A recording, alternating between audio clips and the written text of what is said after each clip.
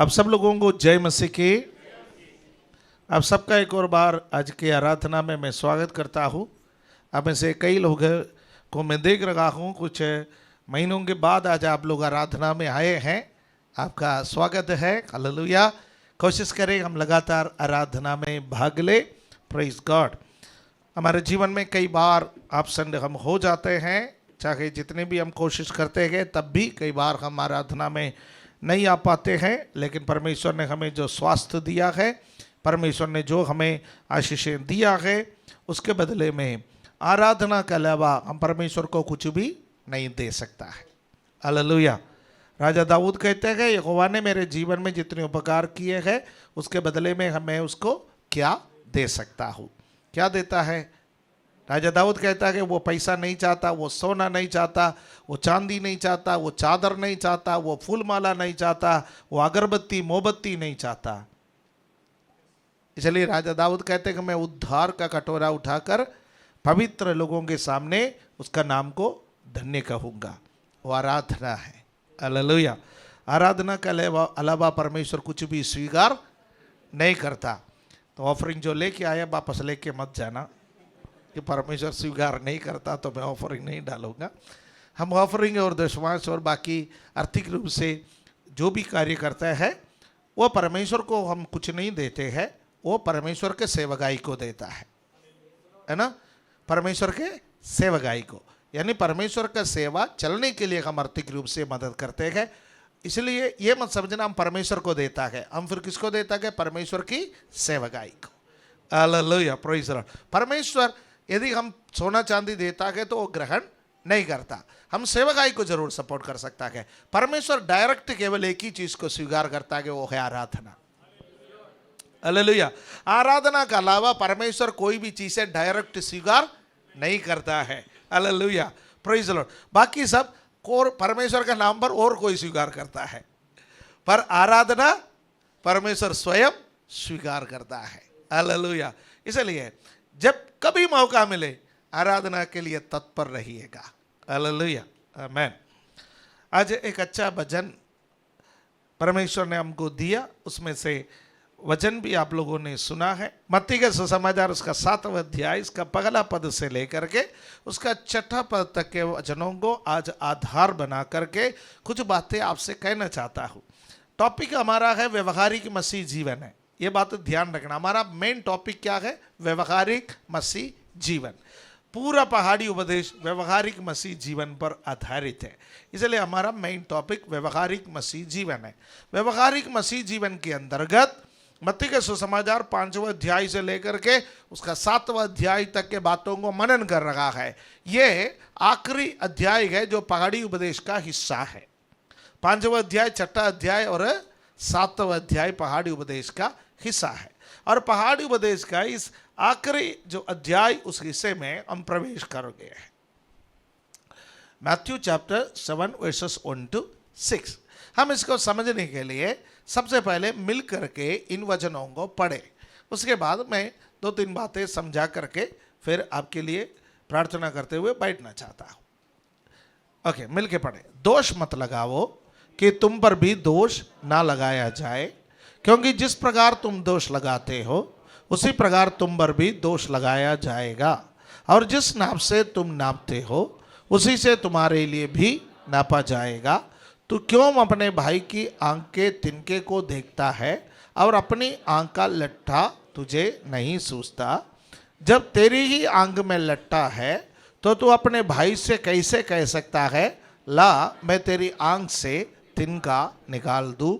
है कपटी, पहले अपनी आंख में से लट्ठा निकाल ले, तब तू अपने भाई की आंख का तिनका भली भांति देकर निकाल सकेगा। पवित्र वस्तु कुत्तों को ना दो और अपने मोती सुअरों के आगे मत डालो, ऐसा ना हो कि वे उन्हें पांवों तले रौंदे और पलट कर तुमको फाड़ डाले। देखिए यहां पर जो परमेश्वर का वचन प्रभु यीशु सिखाया जा रहा है या सिखाता है, वो एक टॉपिक दिया जाए तो वो टॉपिक है दोष मत लगाओ, दोष मत लगाओ, डू नॉट जज। हिंदी में और इंग्लिश में टाइटल में थोड़ा सा फर्क है। डू नॉट जज का अर्थ है किसी पर न्याय मत करो। हिंदी में उसका अनुवाद किया गया है दोष मत लगाओ। थोड़ा सा स्लाइटली डिफरेंस है, उस बात को छोड़ दीजिएगा। हम शब्द को इस्तेमाल करेंगे दोष मत लगाओ। अब मनुष्यों की एक आदत है, क्या आदत है मालूम है? दूसरों पर दोष ढूंढना हमारा एक आदत है। स्कूल में जो पढ़ते हैं, स्कूल में हम पढ़ते हैं तो हम अपने जो प्रोग्रेस कार्ड है माता पिता को देने से पहले हमारे 4 मित्रों से जिनको माता पिता परिचित है उनका मार्क भी पूछ के रख लेता है। तो हम प्रोग्रेस रिपोर्ट लेकर के आपके माता पिता का हाथ में देते हैं। अपना मार्क वो पढ़ने से पहले ही हम उन 4 लोगों का मार्क उनको सुनाते हैं। मैं अकेला थोड़ी फेल हुआ, साथ में वो भी फेल हुआ। तो माता पिता को भी तसल्ली आता है मेरा बच्चा अकेला फेल नहीं हुआ है, उसके साथ 4 लोग और भी फेल हो गया है, मैं अकेला दुखी नहीं, मेरे साथ 4-5 और भी दुखी खड़े हैं। या मेरे बच्चे को कम मार्क मिला है तो उसका अकेला कम मार्क नहीं मिला, उससे ज्यादा पढ़ने वाले को भी उससे कम मार्क मिला है, तो इस पर मेरे बच्चे का कोई दोष नहीं है। यह हमारा एक ह्यूमन टेंडेंसी है, मनुष्य का स्वभाव है दूसरों पर दोष ढूंढना। और यहां पर वचन कहता है कि दोष मत लगाओ। ऐसा ही संसार में कोई मिलेगा जिस पर कोई दोष नहीं है।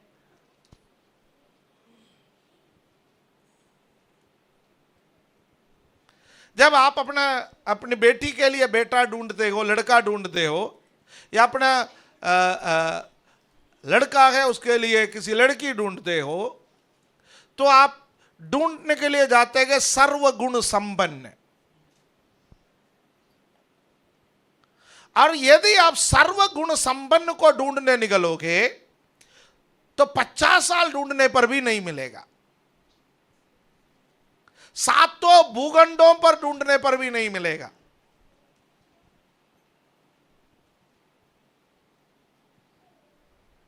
क्योंकि संसार में कोई भी व्यक्ति सर्वगुण संपन्न नहीं है, सबके अंदर कमी घटी है, कुछ ना कुछ कमी घटी सबके अंदर है।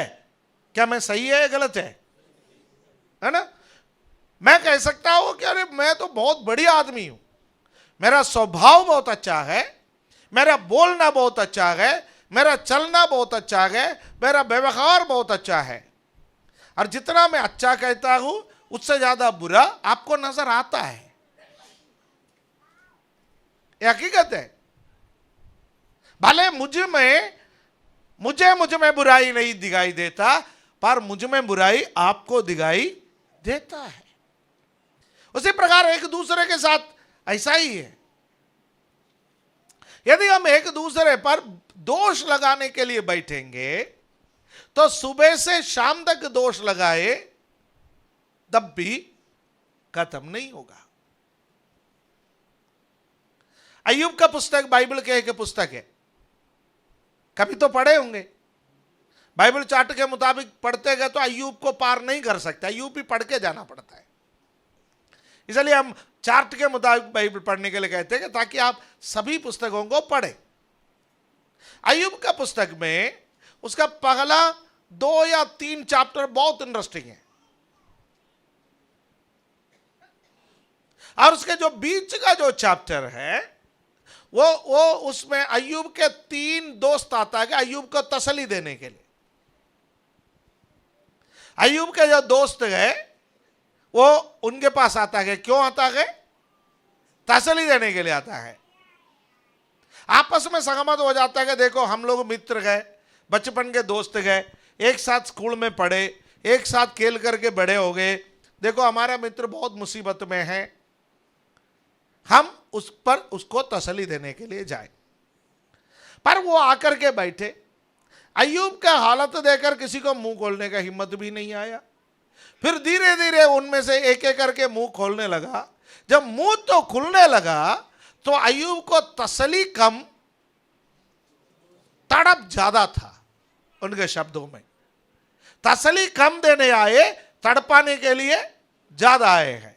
क्योंकि तसल्ली वाले शब्द से ज्यादा उन लोग अय्यूब पर दोष लगाने वाले शब्द कहने लगे।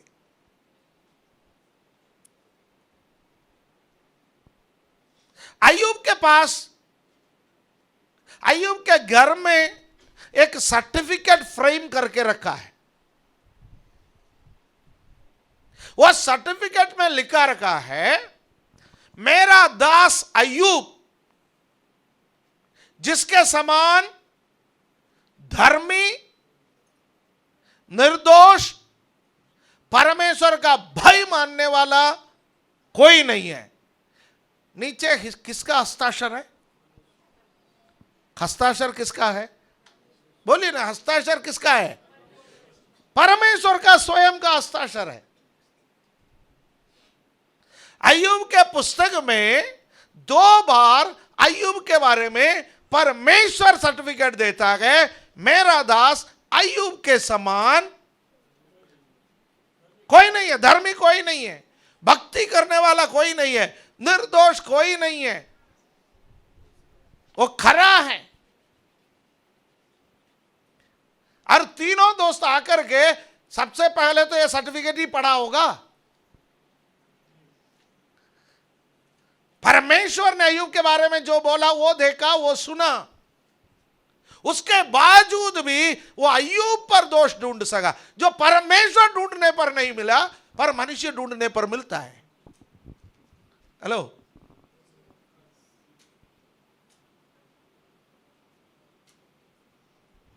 परमेश्वर जिसको ढूंढने पर दोष नहीं मिला, पर मनुष्य उस पर सैकड़ों दोष निकाल दी।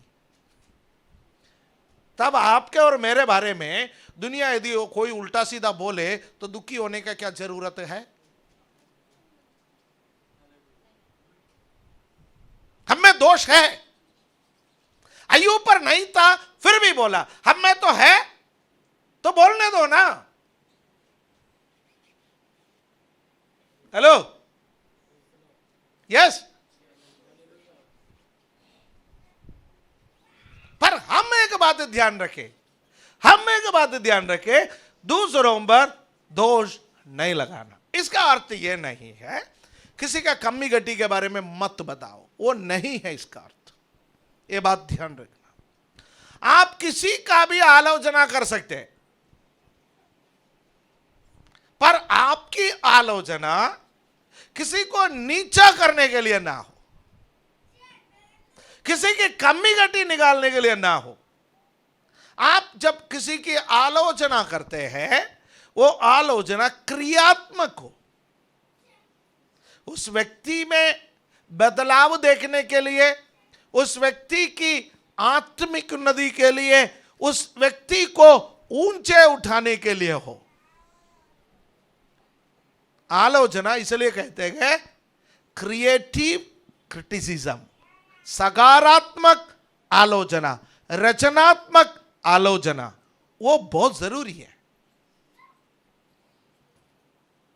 यदि आप मेरी आलोचना नहीं करोगे तो मैं बेहतर कैसे बनूंगा?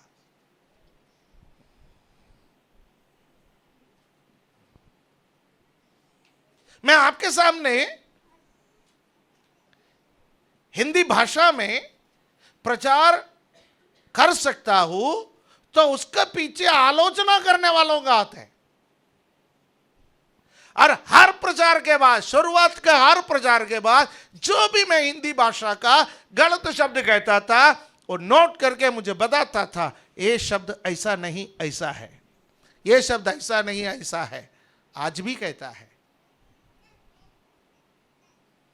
क्या वो मेरा दुश्मन है? क्या वो मेरा मेरा हिंदी भाषा का कमी निकालने के लिए बोलता है या मैं बेहतर बनने के लिए बोलता है? अरे मैं तो पास्टर हूं, मेरे विरोध में कैसे बोल दिया? मेरे भाषण का कमी कैसे निकाल दिया? कलीसिया में कई लोग ऐसे हैं जो प्रेम के साथ मुझे बताते हैं क्या कमी था। उनके लिए मैं प्रभु का धन्यवाद करता हूं। उसको कहता है सकारात्मक आलोचना, वो हमारे बीच में होना चाहिए, एक परिवार के अंदर होना चाहिए, एक कलीसिया के अंदर होना चाहिए, एक समाज के अंदर होना चाहिए। यदि सकारात्मक आलोचना के लिए हम इजाजत नहीं देंगे तो हम में बढ़ोतरी नहीं होगा, हम बेहतर नहीं बन सकते। यदि सभी लोग हमारा तारीफ ही करेंगे तो हमारा गलती के बारे में कौन बोलेगा? क्या सोने वाले लोग बोल सकते हैं?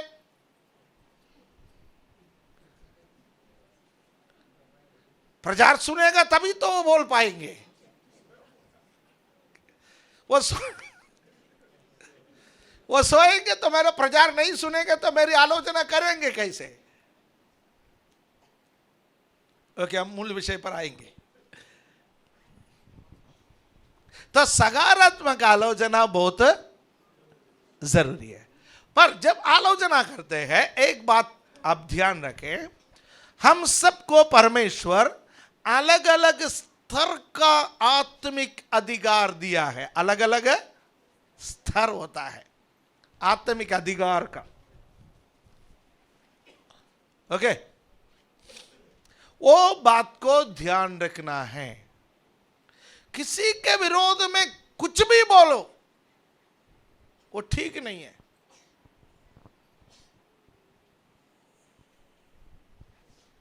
यस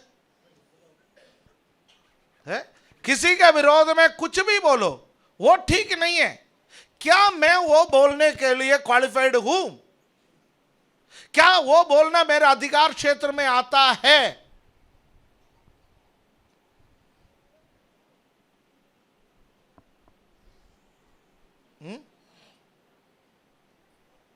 संडे स्कूल के साथ जुड़ा हुआ एक व्यक्ति एक संडे स्कूल टीचर सही सिखाता है या नहीं सिखाता है, सिखा रही है या सिखाती है, उसके बारे में बोल सकता है। जो संडे स्कूल को कभी जिंदगी में देखा नहीं, वो संडे स्कूल टीचर की, संडे स्कूल स्टूडेंट्स की, संडे स्कूल की प्रोग्राम की आलोचना कैसे कर सकते हैं? वो सुझाव कैसे दे सकते हैं? पहले क्या वो संडे स्कूल के बारे में, बच्चों के बीच में सेवकाई के बारे में, बच्चों के बारे में बोलने के लिए उस व्यक्ति के पास तजुर्बा है? क्या उसका अधिकार क्षेत्र में वो आता है? ये मैं एक उदाहरण बोला है। जो जिंदगी में संडे स्कूल ही नहीं देखा, संडे स्कूल के पुस्तक ही नहीं देखा, संडे स्कूल क्लास ही नहीं गए, संडे स्कूल में बैठे ही नहीं, वो संडे स्कूल के बारे में आलोचना कैसे करेंगे?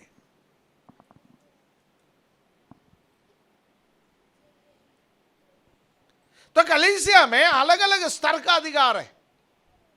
तो मेरा अधिकार क्षेत्र में आने वाला चीजों के बारे में मैं बोलूं।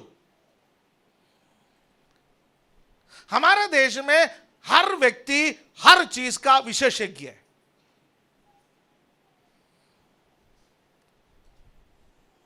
है।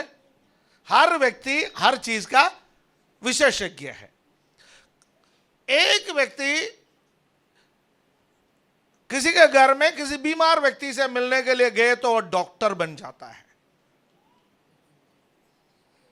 ये दवाई दे दो, ऐसा करो, वैसा करो। वो 10वीं फेल भी हो तो भी वो कौन बन जाता है? डॉक्टर बन जाता है। उनको दुनिया भर का दवाई मालूम है, एलोपैथी भी मालूम है, आयुर्वेद भी मालूम है, होम्योपैथी भी मालूम है, नेचुरोपैथी भी मालूम है, सब कुछ उनको मालूम है। सारे दवाइयां, ये पियो, ये करो, वो करो, सलाह देने लगता है। वही व्यक्ति किसी कंस्ट्रक्शन साइट में जब जाता है तो इंजीनियर बन जाता है।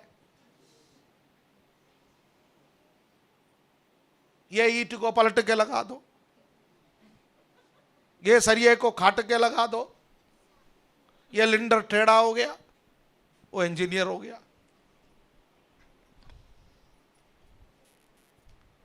हमारा देश के लोग तो ऑलराउंडर है,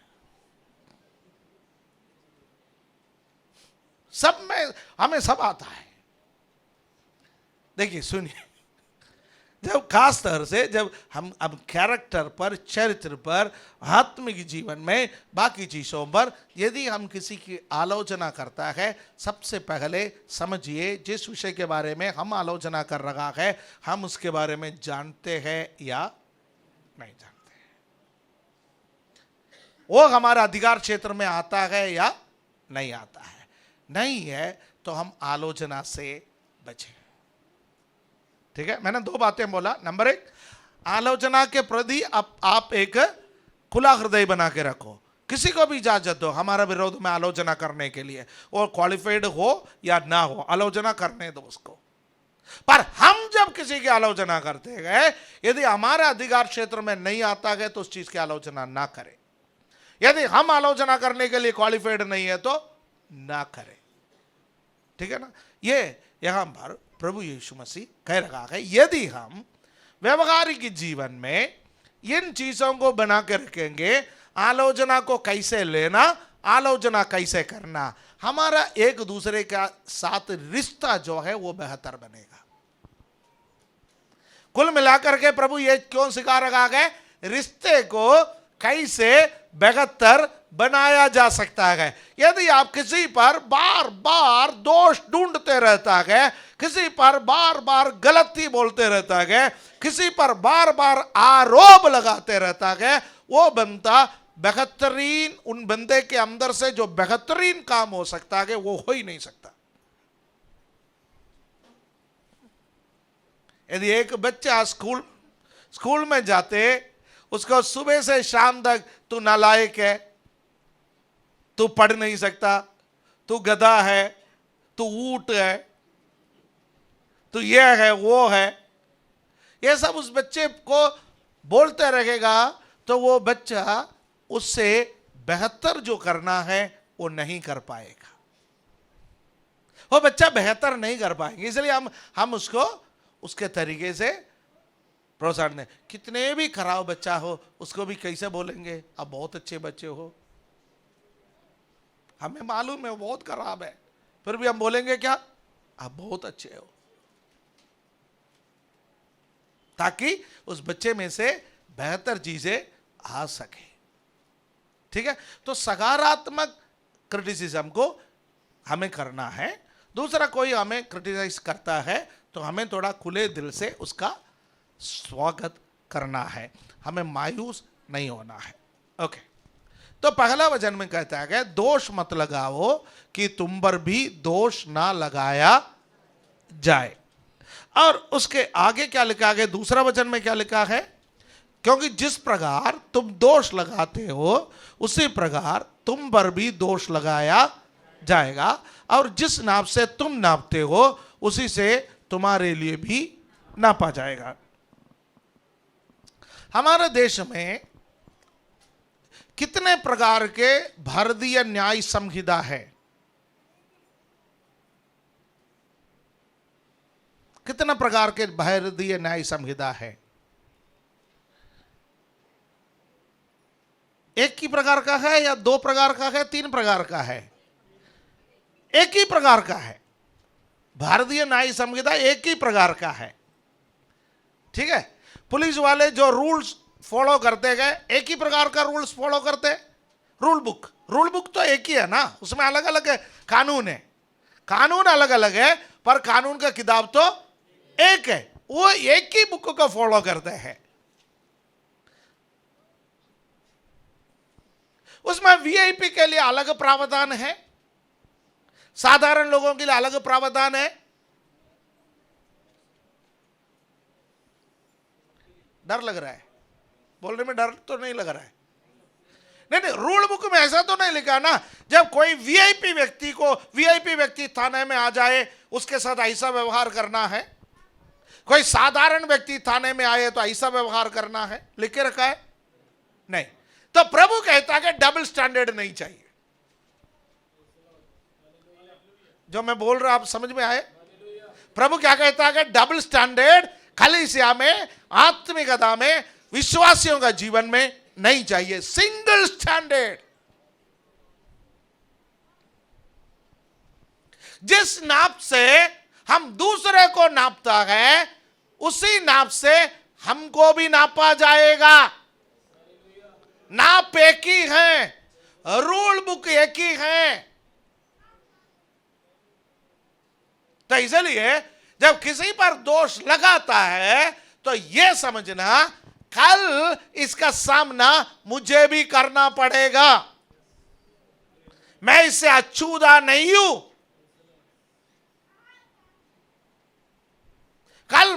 कल कोई मेरे ऊपर भी उंगली उठा सकता है। आज मैं किसी का ऊपर उंगली उठा रहा हूं तो कल कोई मेरे विरोध में भी उंगली उठा सकता है। मैं जब किसी पर उंगली उठाता है वो ठीक है, जब कोई मेरे विरोध में उंगली उठाता है तो हाँ वो ठीक नहीं है जी, गलती करते हैं वो। ऐसा कैसे कह सकते हो? यदि मैं उंगली उठाएगा तो मुझ पर भी उंगली उठेगा। तो ये समझ करके काम करना है, ये समझ करके बोलना है, ये समझ करके दोष लगाना है, ये समझ करके लोगों से व्यवहार करना है। आज मैं किसी का बच्चे के बारे में बोल रहा हूं, उनका बच्चा गलत है, उनका बेटा गलत है, उनकी बेटी गलत है, वो ऐसा है वैसा है। यदि मैं आज किसी के बच्चे को मैं बदनाम कर रहा हूं तो कल कोई मेरे बच्चे को भी बदनाम कर सकता है। समझ नहीं आया? स्पष्ट है? तो किसी का बच्चे के बारे में बोलने से पहले अपना बच्चे को भी देख लेना। जब मैं किसी और के बच्चे भले उसने गलती किया हो, पर मैं उसके बारे में जो गंदगी फैला रहा हूं, कल मेरे बच्चे के बारे में कोई फैलाएगा, क्या मैं बर्दाश्त कर पाऊंगा? आज सोचना है, तब देखा जाएगा नहीं। मैं जब किसी को अपशब्द कहता हूं तो कल कोई मुझे अपशब्द कहेगा, क्या मैं बर्दाश्त कर पाऊंगा? आज सोचना है।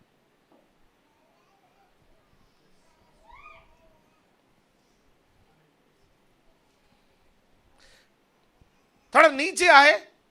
एक गोल्डन रूल है बाइबल का। कौन सी वचन में है? 7 का 12 में, 7 का 12 गोल्डन रूल, बाइबल का सुनहरा नियम, golden rule of the Bible. ये पढ़े।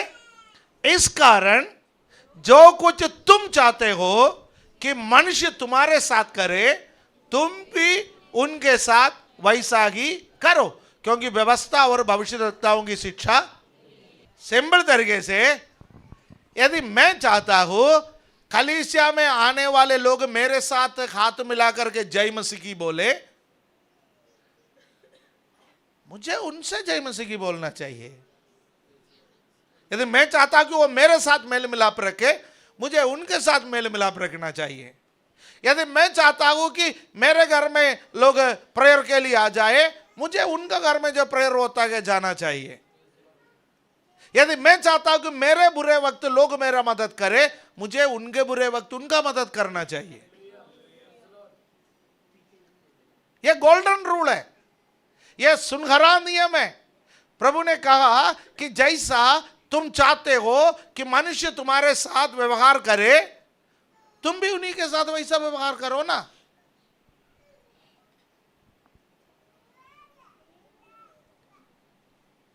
कोई मुझ पर चिल्लाए, क्या मैं बर्दाश्त कर पाऊंगा? मैं चाहता हूं कि मेरे से तो बड़ा नरमी से बात करे, बड़ी कोमलता से बात करे, बड़ा मृदु स्वभाव से बात करे, पर मैं तो चिल्लाऊंगा, क्योंकि वो मेरा जन्म सिद्ध, हाँ, हम पुरुषों का है।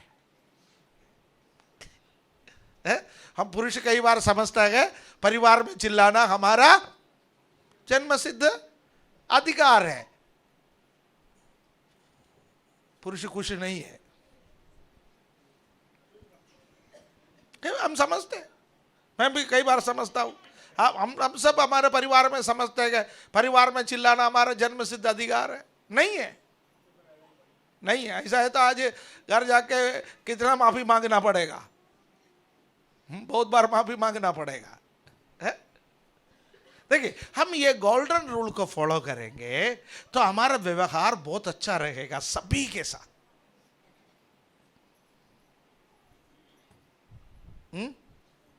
क्या हम इसको फॉलो कर पा रहे हैं? ऐसे कोशिश करें। हमने सुना है कि सहायक है, जो हम अच्छे नहीं कर सकते गए वो सहायक हमारे लिए काम करेगा, वो सहायक हमारे द्वारा काम करेगा। अभी तक हम उल्टा चल रहा था, हमको लग रहा था कि हम किसी पर भी दोष लगा सकता है, हम उल्टा व्यवहार कर सकता है, लेकिन आज हमें समझ में आया है वही व्यवहार हमें दूसरे के साथ करना है। जो व्यवहार मेरे साथ हो तो मुझे बर्दाश्त हो, ऐसा कोई व्यवहार मैं नहीं करूंगा दूसरे के साथ जो मुझे बर्दाश्त ना हो। कल कोई मेरे साथ करेंगे तो भी मैं बर्दाश्त कर पाऊंगा, ऐसा ही व्यवहार मैं दूसरों को करूंगा। राइट? तो ये गोल्डन रूल है। चलिए थोड़ा ऊपर चलते हैं, समय आगे निकलता जा रहा है।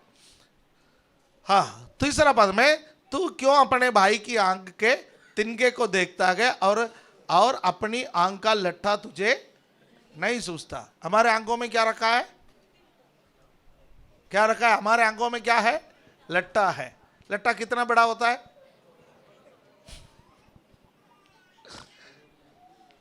जितना हमारी आंख है उतना बड़ा है, पूरे पड़ा हुआ है। और हमारे भाई की आंखों में क्या है? तिनका। लट्टा बड़ा है, तिनका बड़ा है। हमको दिखाई क्या दे रहा है? यानी तिनका दिखाई दे रहा है, लट्टा दिखाई नहीं दे रहा है। कोई आई स्पेशलिस्ट है यहां पर? यह कौन सी बीमारी है वो बता सकता है? देखिए, कुछ लोगों को नास्तिक का दिखाई नहीं देता। मैं ये चश्मा इसलिए इस्तेमाल करता हूं, मुझे पढ़ने के लिए ये चाहिए, ये मैं लगाता गया तो मैं साफ मुझे दिखाई देता है। ठीक है, इसको क्या कहते हैं? शॉर्ट साइट बोलते हैं, पास की नजर बोलते हैं, शॉर्ट साइट। ठीक है, दूर का मुझे प्रॉब्लम नहीं है, ड्राइव करने के समय प्रॉब्लम नहीं है, आप सब मुझे साफ साफ दिखाई दे रहे। और कुछ लोगों का प्रॉब्लम क्या है, यहां पास में रखे हुए बाइबल का अक्षर, छोटा सा अक्षर है, साफ दिखाई देगा, पर बैठे हुए आप साफ दिखाई नहीं देंगे, इसलिए उनको दूर का नजर है। यह तो समझ में आता है, यह कॉमन है। पर नया एक बीमारी यीशु मसीह ने कहा, लट्ठा दिखाई नहीं दे रहा है पर तिनका दिखाई दे रहा है। ऐसे की बीमारी है। यानी प्रभु का कहने का मतलब है, मुझे अपना बड़ा गलती भी दिखाई नहीं देता, पर मेरे भाई की छोटा गलती मुझे दिखाई देता है। हमें इस बीमारी से छुटकारा पाने की जरूरत है। इस बीमारी का दवाई केवल एक ही व्यक्ति के पास अवेलेबल है, वो है पवित्र आत्मा के पास। वो हमारे ऊपर आएगा, वो हम पर छाया करेगा तो यह बीमारी हट जाएगी। फिर तिनके से पहले लट्ठा साफ दिखाई देने लगेगा, है ना? तो हमें हमारा प्रॉब्लम क्या है प्रभु ने साफ तरीके से इधर बताया है, तो हमें इसका इलाज करना चाहिए। अब छठा पद का एक्सप्लेन करके मैं बंद करना चाहूंगा। 6, पवित्र वस्तु कुत्तों को ना दो और अपने मोती सुअरों के आगे मत डालो, ऐसा ना हो कि वे उन्हें पांवों तले रौंदे और पलट कर तुमको फाड़ डाले। ये वचन बहुत कंफ्यूजिंग है। इसी बीच में दोष मत लगाओ, इसके बीच में प्रभु ने यह वचन क्यों कहा है? 5वां वचन में क्या लिखा है? 5वां वचन तक किस चीज के? दोष मत लगाओ। है कपटी, पगले अपनी आंख में से लट्ठा निकाले, तब तू अपने भाई की आंख का तिनका भली बांधी देकर निकाल सकेगा। कपटी लोगों के बारे में उनके बारे में बातचीत कर रखा है। यानी अपना गलती दिखाई नहीं देता है, दूसरों को गलती दिखाई देने वाला उसको कहता है कपटी। फरीसियों के लिए प्रभु यीशु मसीह ने यह शब्द इस्तेमाल किया है ना। हिंदी में कहावत है ना, बाल का खाल निकालने वाले लोग। कलीसिया में है बाल के खाल निकालने वाले, सबका गलती निकालने वाले लोग। ऐसा कोई है तो आज बाल का खाल वही रहने दो, निकालो मत, अपना लट्ठा निकालो आज, ठीक है। ये प्रभु का वचन। अब छठा वचन में देखिए, यहां दो जानवरों का नाम बताता है। एक कौन सी जानवर है? कुत्ता। ये वो स्ट्रीट वाला कुत्ता नहीं है, ये चर्च वाला कुत्ता है। दूसरा जानवर कौन सी है? नहीं जी, बाइबल साथ लेकर चलने वाला।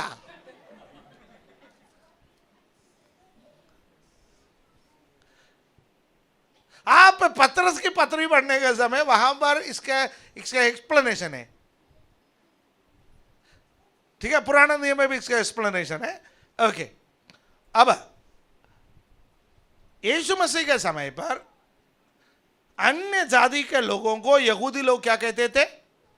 कुत्ता कहते थे। इसलिए वो कनानी स्त्री आया तो यीशु मसीह ने अपने चेलों से कहा, बच्चों का रोटी कुत्तों को आगे नहीं डालते हैं। तब उस स्त्री ने कहा, प्रभु वो चूर चार चाहिए, वही मेरी बेटी के लिए, मेरे लिए काफी है। ठीक है, वो कहानी आपको मालूम है, मैं उसको एक्सप्लेन करने नहीं जा रहा।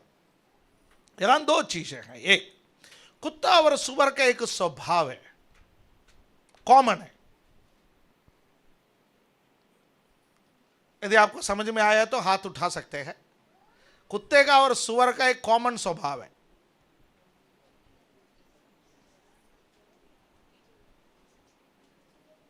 नहीं मालूम? कहना ही पड़ेगा, कहना ही पड़ेगा। जी करामत हो ना। अब समझ में आया, वो कुत्ते का स्वभाव है। काके बिना सबको समझ में आया, ये कुत्ते का स्वभाव है।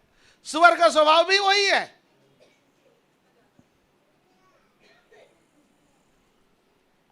अच्छे से नहलाओ सुअर को, बिस्तर पर सुलाओ, फिर जाएगा कहां? उसको तसल्ली वही मिलता है। कुछ विश्वासी ऐसा है, कितने भी वचन सुनावो, कितने भी उपवास प्रार्थना में बिठावो, कितने भी परमेश्वर उसको सुधारने का कोशिश करो, वो नहीं सुधरता है। एक दिन, 2 दिन, 3 दिन, 4 दिन, सप्ताह भर सुधरे रहेगा, फिर वापस लौट करके ये दोनों जानवरों के समान है। उनके सामने बार बार मोती डाल करके, वजन डाल करके कोई जरूरत नहीं है।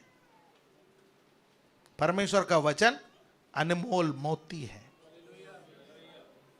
हम किसी को सुधार नहीं सकते।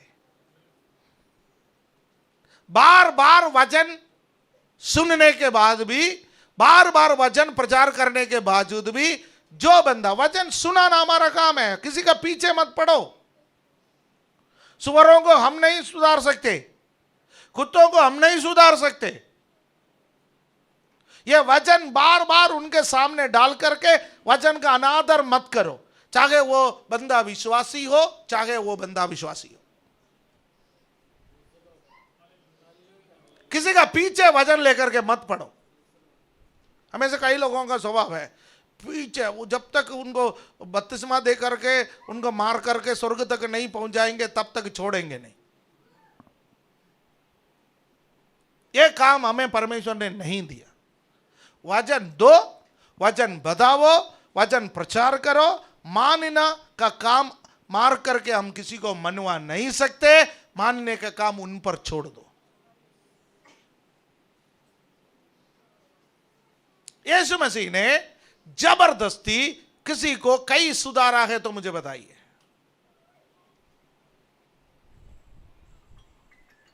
प्रभु ने केवल मौका दिया, मौका दिया। वापस आने वालों को मौका दिया, कई बार पीछे जाकर के मौका दिया।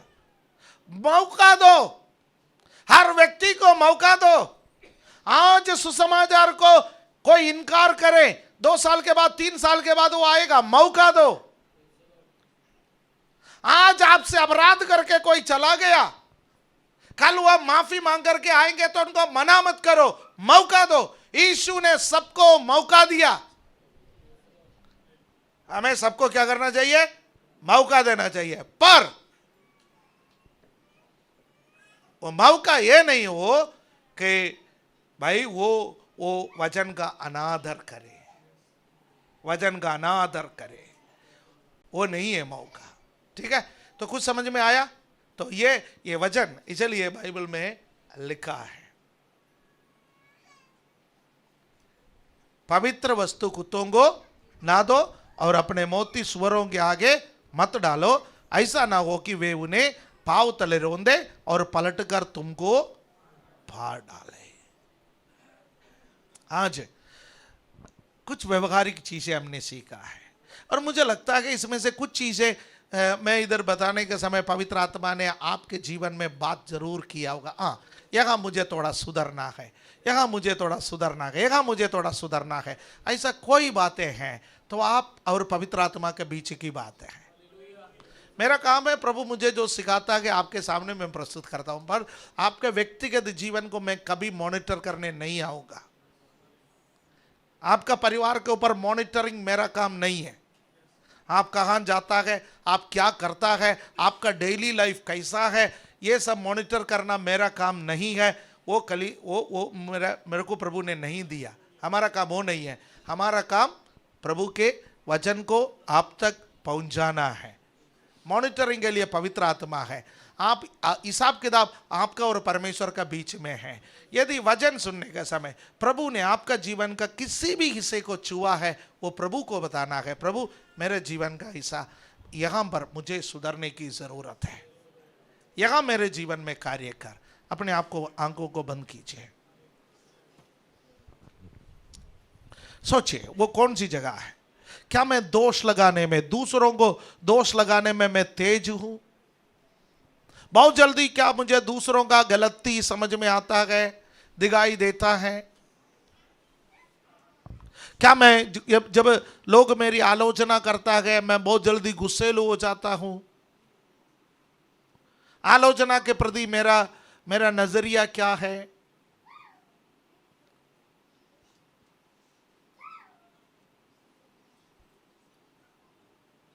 क्या मेरे आंखों में लट्टा है? मैं लट्टे को मुझे दिखाई नहीं देता पर तिनका दिखाई दे रहा है। क्या मेरा स्वभाव ऐसा है?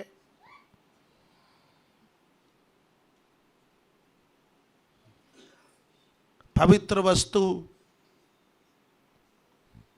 परमेश्वर का वचन को मैं किसी के सामने क्या इसलिए डालता हूं कि वो अनादर करे? प्रभु मुझसे बात कर।